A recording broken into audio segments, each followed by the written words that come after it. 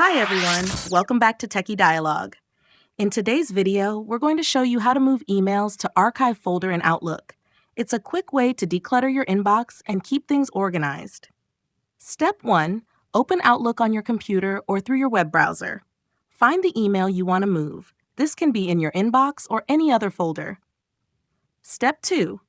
Once you've located the email, right-click on it to bring up a menu of options. This menu gives you several ways to manage your email. Step 3. From the menu, click on the Move option. A list of available folders will appear, including your Archive folder. Step 4. Select the Archive folder from the list. The email will be instantly moved out of your inbox and into the archive. Step 5. You can repeat this process for multiple emails if you want to clean up quickly.